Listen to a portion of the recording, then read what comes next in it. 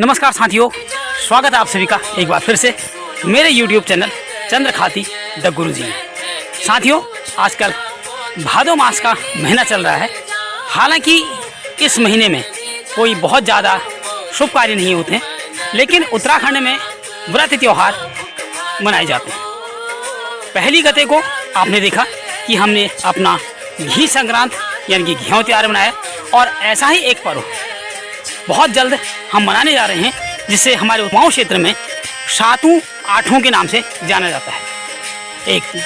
साथियों, सातों आठों लोक पर्व इस बात का भी प्रतीक है कि किस प्रकार भक्त अपनी भक्ति, श्रद्धा और आस्था में डूबकर भगवान के साथ मानवीय रिश्ता स्थापित कर लेता है।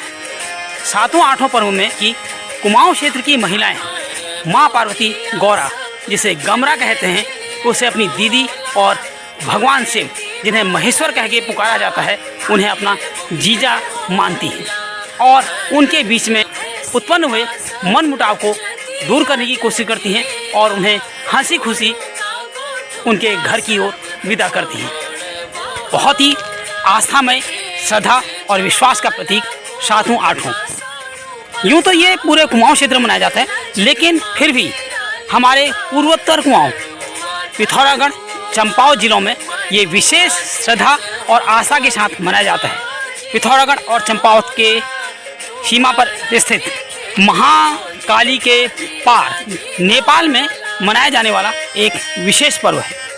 साथियों, सातों आठों का जो पर्व है वो माँ पार्वती, जिन्हें कि हमारे इस क्षेत्र में गौरा कह करके संबोधित किया जाता है, और देवादिदेव महादेव, जिन्हें कि महेश्वर कह करके संबोधित किया जाता है, उनका जुड़ा हुआ है।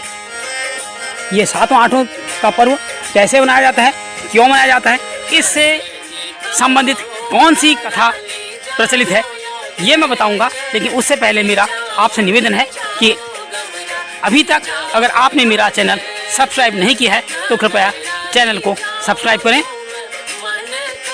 साथियों, एक लोक कथा प्रचलित है कि एक बार माँ पार्वती अर्थात गौरा महादेव यानी कि महेश्वर से किसी बात पर रुष्ट होकर बिना बताए अपने मायके हिमालय चले गई।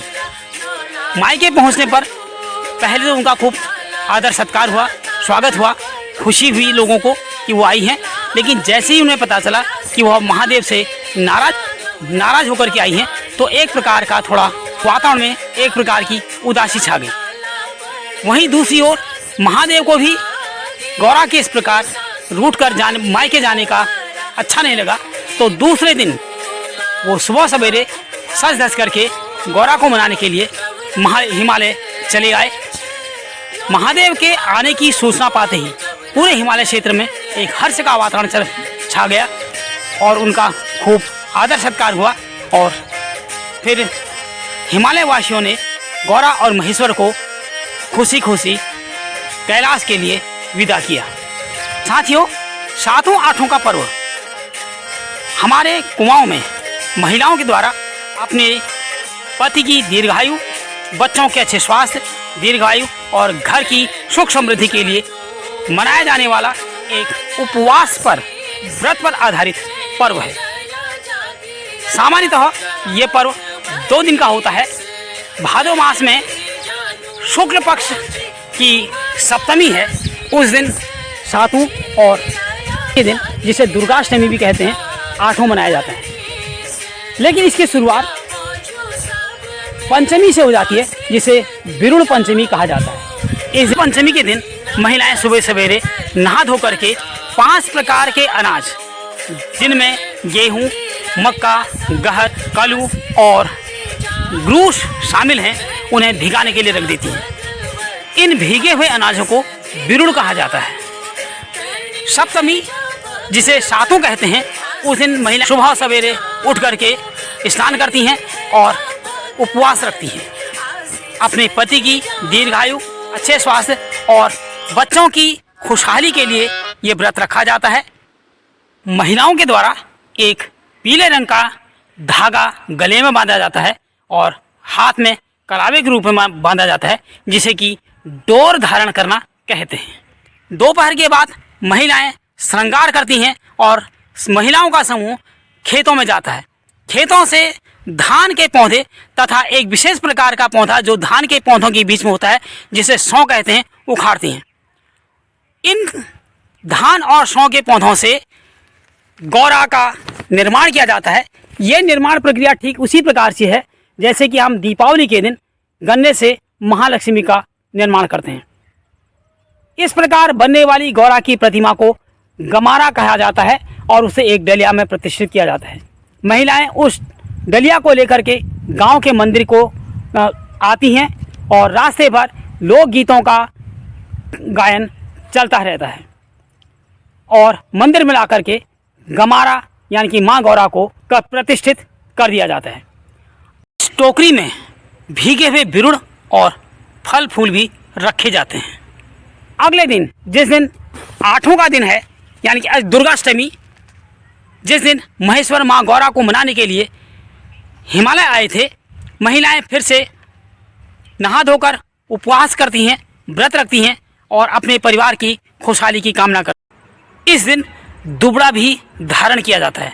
दुबड़ा यानी कि दूब से बनी हुई डोरी, जिसे कि गले में और हाथ में कलावे के रूप में धारण किया जाता है। दोपहर के बाद महिलाएं फिर से 16 श्रृंगार करके खेतों में जाती हैं और धान तथा सौ के पौधों को उखाड़ती हैं।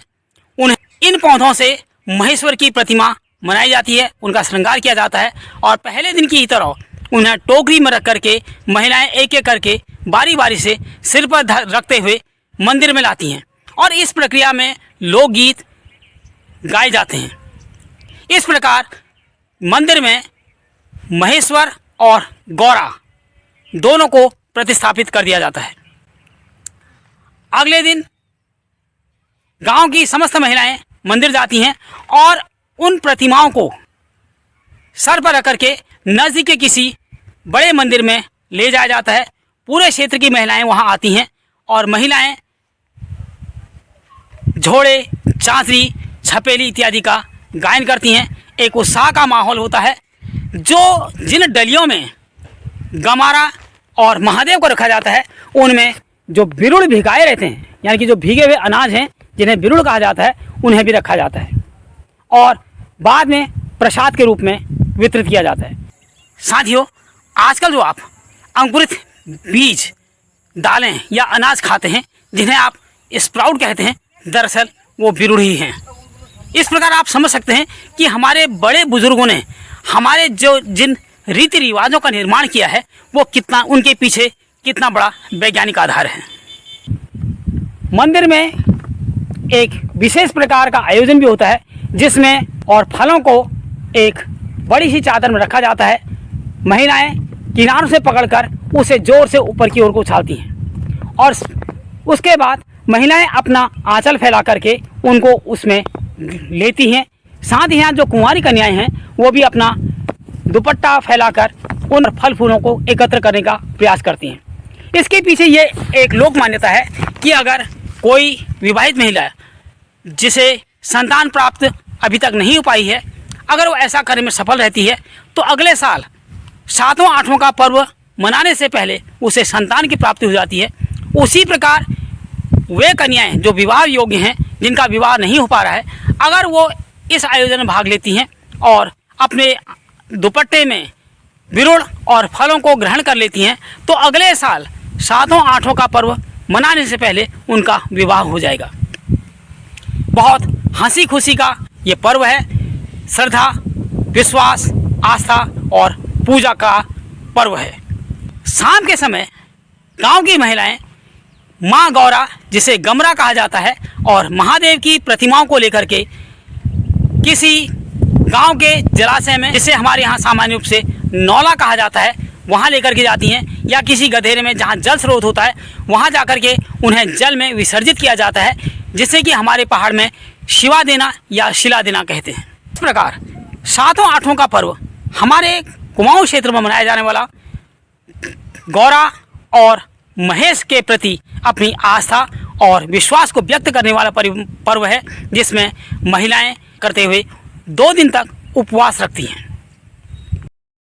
साथियों, अपने अध्यापन काल में जब 1996 से लेकर के 2002 तक जब मैं झूला घाट में था, तब मैंने इस लोक पर्व को मनाते हुए बहुत नज़दीक से देखा है लोगों को, और महिलाओं में इस व्रत के प्रति कितना उत्साह है, कितनी श्रद्धा है, इस बात को मैंने महसूस किया है।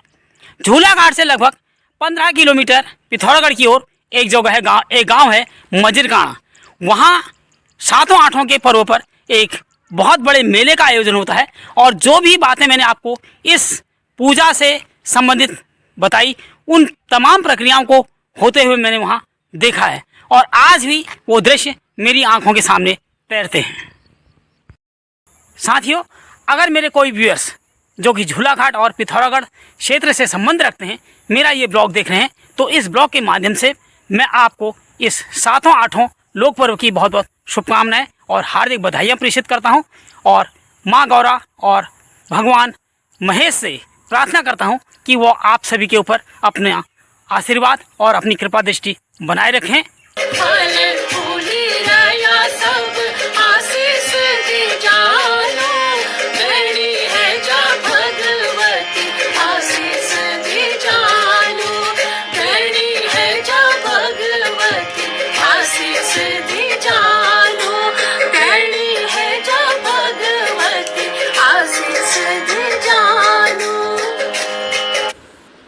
मुझे पूरा विश्वास है कि सातों आठों लोक पर्व के ऊपर मेरे द्वारा बनाया गया आज का यह ब्लॉग आपको अच्छा लगेगा। कैसा लगा कमेंट सेक्शन में अवश्य बताएं। शीघ्र ही मिलेंगे एक नए ब्लॉग में किसी नए विषय को लेकर के। तब तक स्वस्थ रहें, मस्त रहें, व्यस्त रहें। धन्यवाद।